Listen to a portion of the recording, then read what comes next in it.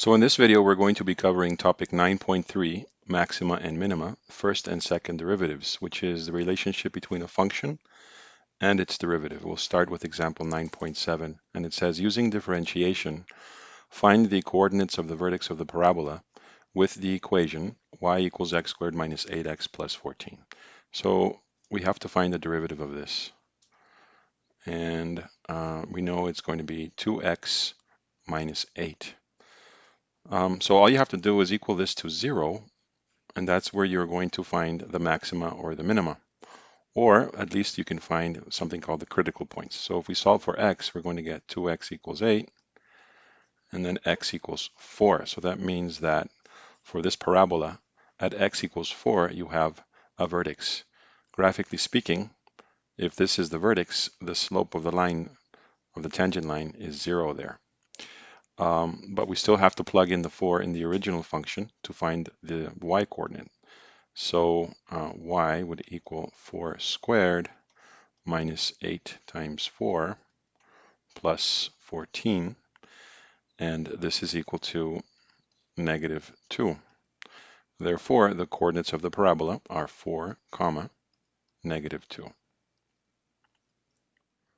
So now we're going to go and work with example 9.9, and it says, for the function f of x equals x to the 4 minus 2x cubed, find the coordinates of all stationary points and describe them completely. So stationary points are points where a graph has a slope equal to 0.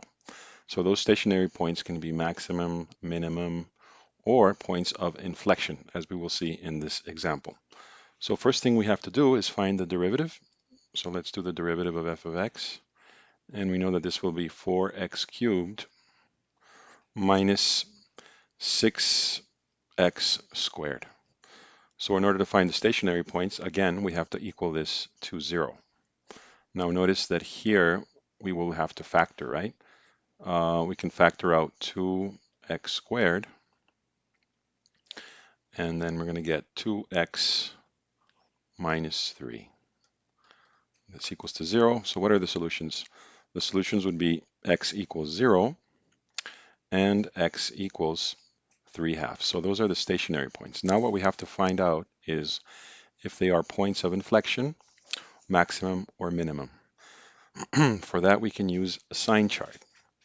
So we can draw a line like this and then just put 0 here and put 3/2. And because they don't talk about a domain, it means the domain is all real numbers. So we have to consider positive infinity and negative infinity. Okay, so what we need to do then is plug in values before 0 in the derivative. So we can use this here and plug in, let's say, negative 1. So what would we get if we plug in negative 1? If you plug in negative 1, you're going to get a negative value. That means that the graph is decreasing at that point, right? If you can try it out with a value like negative 1, and you will see that the derivative will give you a negative value. Therefore, it means that the slope is negative or the graph is going down. So let's see what happens between 0 and 3/2. So we could test a value like 1. If you plug in 1, you're going to get a negative value again.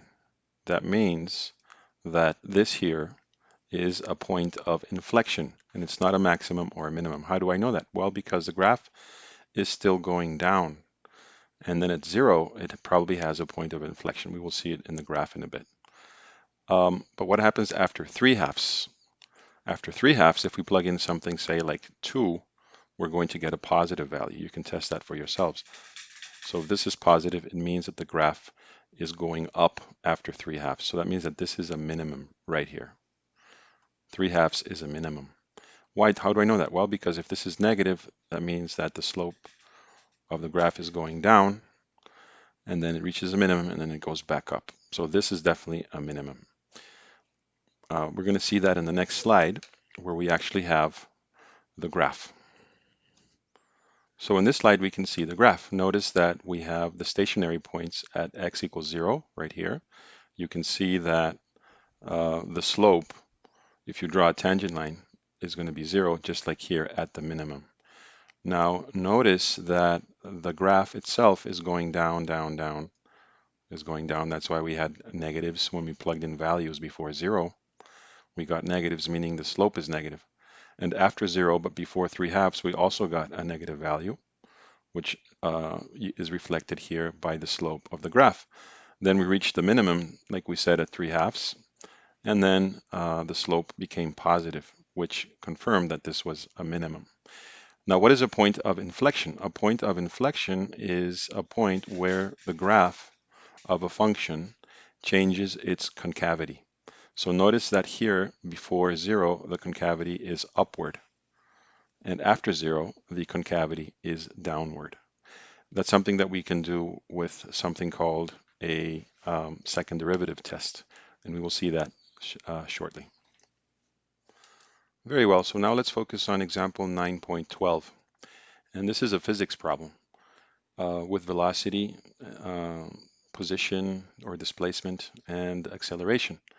One of the most common applications of calculus is precisely these problems of position, displacement, velocity, and acceleration. In fact, it is said that Newton developed calculus in order to solve this type of problem. So it says an object moves along a straight line so that after t seconds, its displacement from its origin is s meters. Given that s of t is equal to this minus 2t cubed plus 6t squared, find letter A, expressions for velocity and acceleration at time t seconds. So let's do part A first, and then we'll focus on B and C. So number one, how do we find velocity? So velocity is simply the derivative of displacement. So if we find the derivative of displacement, that is really going to be the velocity in terms of time. So this is going to be minus 6t squared plus 12t. So this is now a function that will give us the velocity of the particle at time t. Then for part 2, they want the acceleration. The acceleration is the second derivative of displacement or the first derivative of velocity. So that means that the acceleration we can find with minus 12t plus 12 as a function of acceleration. Now you can think of this in terms of slopes, right? If you have a graph of the displacement, the slope is velocity. If you have the graph, excuse me, if you have the graph of velocity, its slope will be the acceleration of the particle. So in part B, they want us to find the initial velocity and the initial acceleration. Now that's pretty simple because all we have to do is plug in time 0, right? So when time is 0, what's the velocity? So that would just be 0, right? If we plug it in, minus 6 times 0 squared plus 12 times 0 will give us 0. Therefore, 0 meters per second. Now don't forget to use units. Sometimes they write them like this as well, right? Meters per second. So that would be part 1, right? The initial velocity. Now part 2, the initial acceleration, the same thing. And that's going to be acceleration when time is 0. So this is going to equal minus 12 times 0 plus 12, and this equals 12. Therefore, at time equals 0, the acceleration was 12 meters per second squared. Okay, now we go with part C, and this is a little bit more complicated, but it's not that hard. But you just need to pay attention to this for a second here. So let me erase this, and we can focus on part C. So in C, they want us to find the maximum displacement, and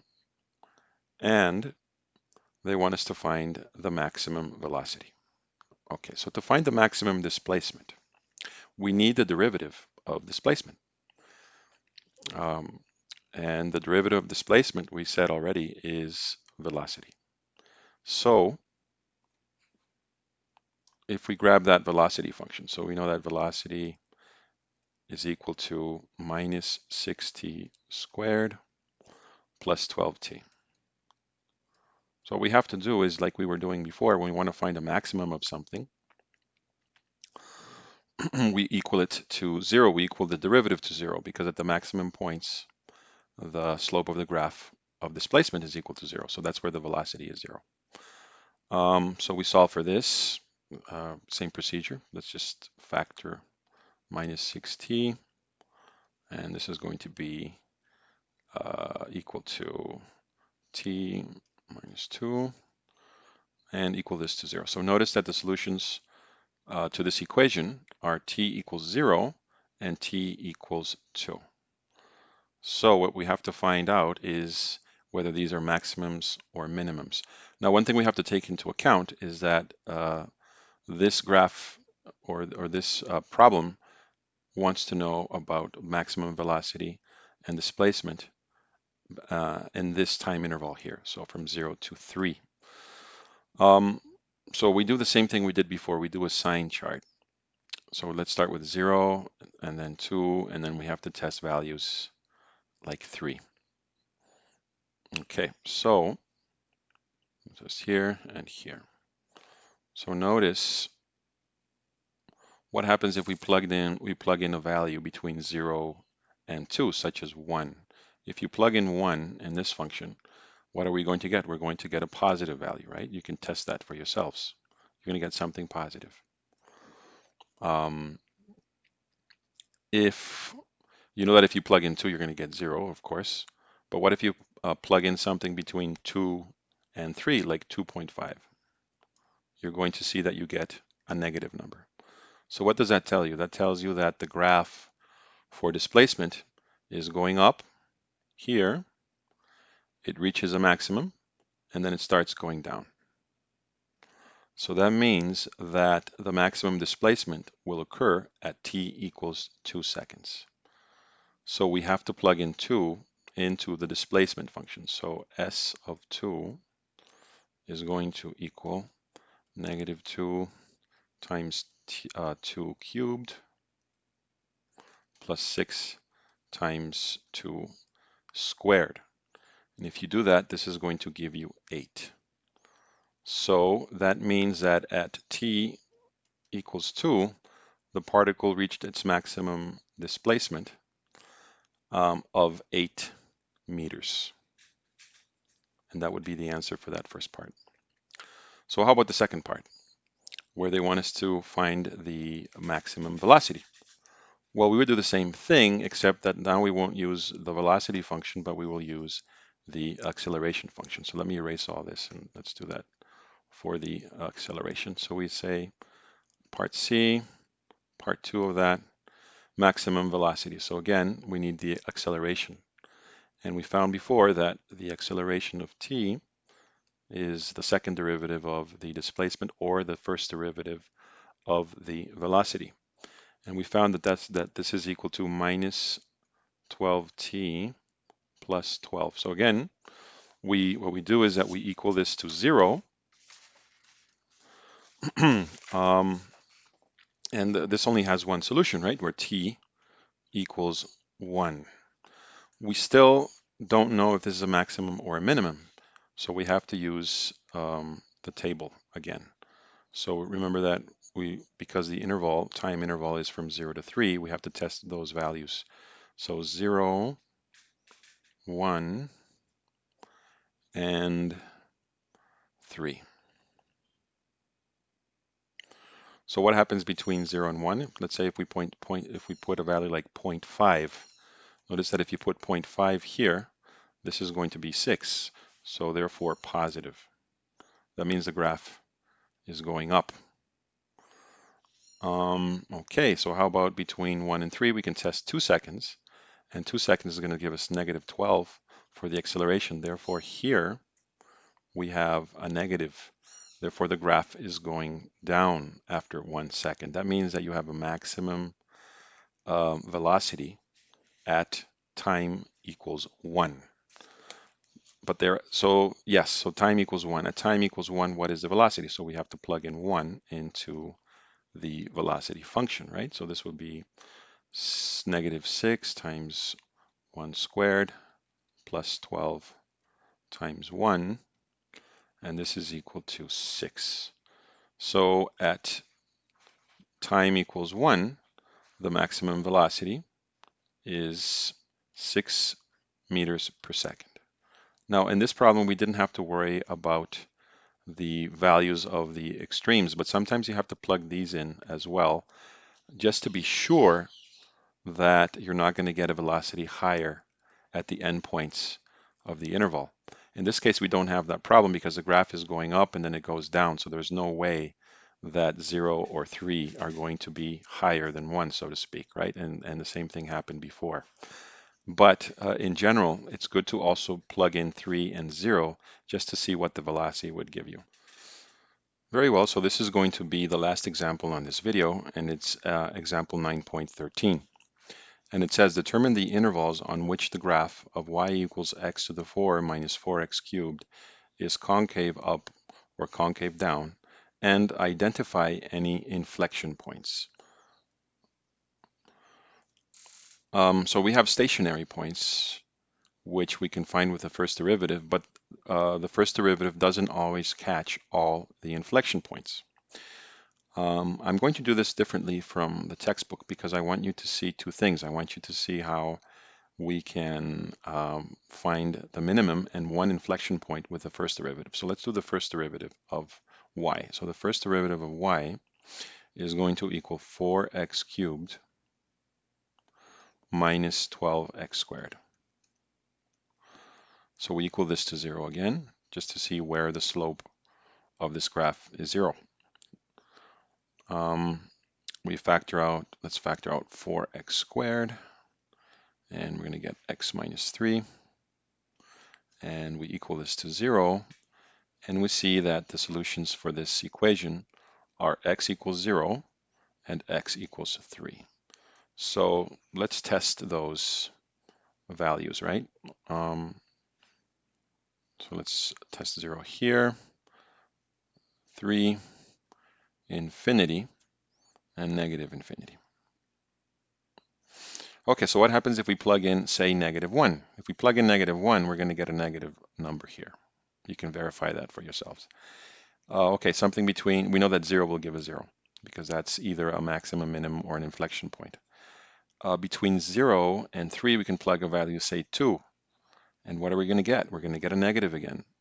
So notice that because there's no change of sign, that means that this graph is going down, and then it has a little inflection point, but it's still going down after the 0. That's why we know it is an inflection point. So let's see what happens with 3. If this changes to positive after, like we can see it will, if you plug in 4, you're going to get a positive value from this. That means that the graph goes up. So notice that we found a minimum at x equals 3 and an inflection point at x equals 0. But the most direct way to find all inflection points is by using the second derivative test. So let's find the second derivative. And the second derivative is just doing the derivative of the first derivative, right?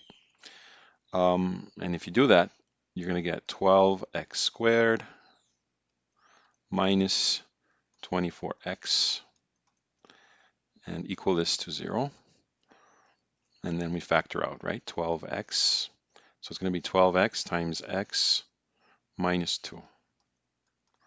So notice that we found 0 again. So 0 is an inflection point. And so is 2. Now, what we're really testing with the second derivative is concavity. So where there's no concavity, you have an inflection point. That's why this equals 0. That means there's no concavity. So that means that 0 and 2 are inflection points. So let's do another table using 0 and 2. We already know that 3 is a minimum, so we won't bother with that. 0 and 2, and you know that positive infinity, negative infinity. Okay, so what happens if we plug in a negative value or anything lower than 0 into the second derivative? Let's say -2. This is going to be positive before 0. So if you get a positive value from the second derivative, that means the concavity is upward concavity. At 0, there's an inflection point, but what happens between 0 and 2? Say with 1. With x equals 1, you're going to get a negative. That means the concavity is downward. And then what happens if we plug in a value larger than 2? Let's say 3. We can plug in 3. Why not? Well, 3 is going to give us a positive value. That means that the concavity at 3, although it's a minimum, the concavity is upward. Okay, so we will see all this graphically in the next slide. Very well, so here we have the graph. And notice that we can see all the patterns that we found before.